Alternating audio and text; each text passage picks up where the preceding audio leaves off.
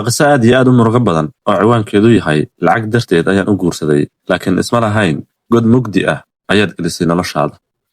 saaxiibayaal, halkan waa qiso ee qalin. waxaan ku soo gudbiyaa qisooyinka nolosha, jacaylka, xikmadaha iyo falsafada. haddaba muuqaalka like saar oo channelka subscribe noo dhisi aan meel fiican u gaarno. aan galno muuqaalkana. dugsi sare markaan dhammeeyey waxaan Facebook iska baranay nin dhalinyaro ah ilaa da'da sodomeeyada ah, quruxna badan, ahna mid cod iyo hadal yaqaan ah, aadna u sheeka macaan, farxadiisuna aad u badan tahay. waxaana dhex maray xiriir jacayl. kadib waxa ay soo doontay aabe saaxiibkiis wiilka uu dhalay, kaasoo ahaa mid lacag leh, ganacsiyo fara badanna lahaa, oo weliba qurbo joog ah. anigana waxaan ahaa mid aad iyo aad lacagta u jecel. wuu iga weynaa ilaa 15 sano. aabe markuu ii sheegay inuu lacag leeyahay, bilaa shuruud ayaan ku aqbalay gurkiisii. xitaa xiriirkaygii hore waan ka tanasulay. wuu yimid waana is aragnay, wuxuuna igu qanciyay isaguna ma ahayn nin foolxun. waxay ahaataba waan ku qancay, laakiin aniga waxaasoo dhan waxba igama gelin, kaliya lacagta ayaa ii muuqata. waan isguursanay. markaan muddo 3 biloodna isqabnay wuxuu la soo baxay wejigiisa xaqiiqda ahaa. wuxuu bilaabay inuu dhaho yaa la hadlaysay iyo xaggee aaday. dil isdaba joog ah iyo qaylo. familkayga waan ka soo fogaaday oo Kenya ayuu soo dejiyey. waxaasoo dhan waxa u dheeraa gacan adeeg.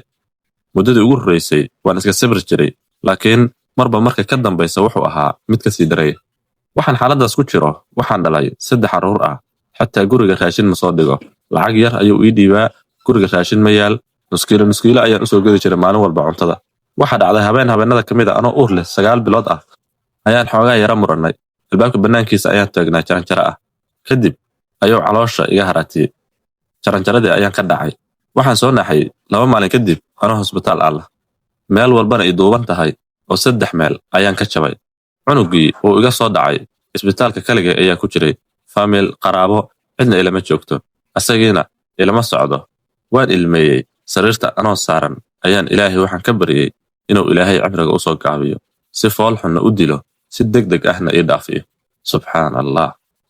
wallaahi ma aaminin ayay tiri. isla subaxii shaqadiisa asagoo u socda, gaari weyn oo xamuul ah ayaa dusha ka maray. laamiga ayaa laga fuji waayey.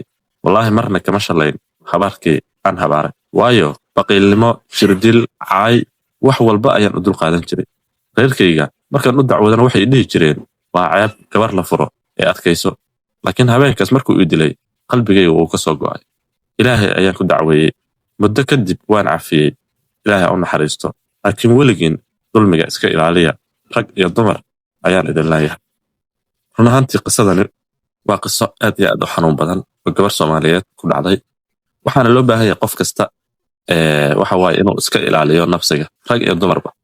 haddii yacni aad tahay qof xaas ah oo dumar ah, weligaa ha samaynin wax dhibaato ah. sawjkaaga ha ku samayn. haddii adiguna yacni gabar kuu dhaxday, gabdhuhu waa qaali, waa dheeman. aad iyo aad baa loo ilaaliyaa, loo kolkoliyaa. dardaaranka nebigana wuxuu ahaa ninka inkugu khiyaarsan waa ninka u khiyaarsan gurigiin, ehelkiisa ninka ugu khiyaarsan waa ninka inkugu khiyaarsan. aniguna waxaan ahay midka ehelkiisa ugu khiyaarsan. oo nabigu ula jeeda sallallahu alayhi wasallam asagoo dadka ugu khiyaarsan.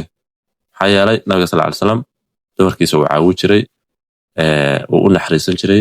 annagana maadaama aan dad muslimiin nahay, nabi maxamed sallallahu alayhi wasallam diintiisii nala soo diray aan haysano, waxaa nagala baahan yahay inaan u naxariisano dumarka. wax kasta ee aan awoodnana aanan waxa waaye aanan ka faqrin. taxadda kuma sii jirtaba haddii ay marwada xaaska ay tahay. waxa waaye aad iyo aad in loo dhaqaalayaa la rabaa. raggu waxaa la rabaa raganimadiisa inuu bannaanka la joogo, laakiin waxaa la rabaa yacni inuu markuu guriga joogo daciif u ahaado.